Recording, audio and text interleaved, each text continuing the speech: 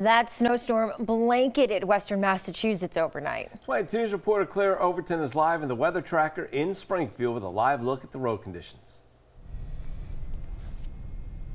Rich and Taylor, as Chris has been mentioning all morning, that snow has stopped, but that doesn't mean the roads aren't still covered in snow, especially on those side streets. I'm going to turn the camera around quickly. We are in one of those neighborhoods right now in Springfield, and as you can see, there is still a lot of snow on the roads. It does appear that a plow might have come through here.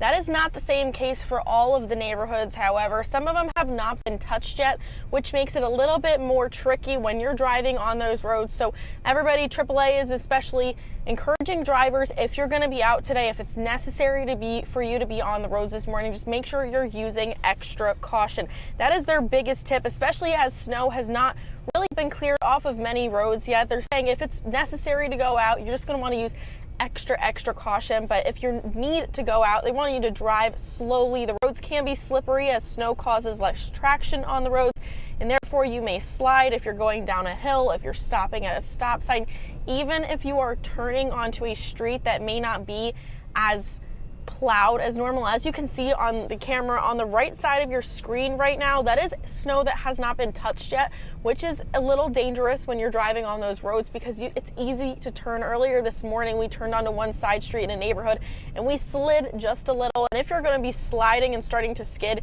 they want to make sure you know not to brake hard, take your foot off of the gas and turn the steering wheel in the direction you want to go. And as I mentioned, when you are accelerating or decelerating, do it slowly. They say it's easier for a car to gain traction when it starts out slow at first.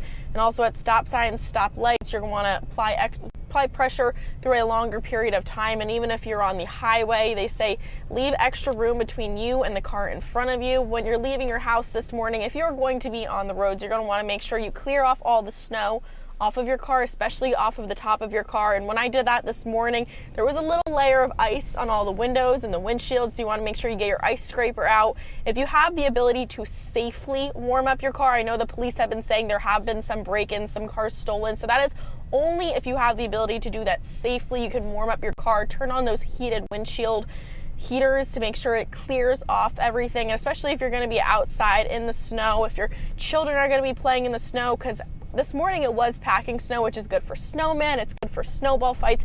Make sure you're dressing warm enough.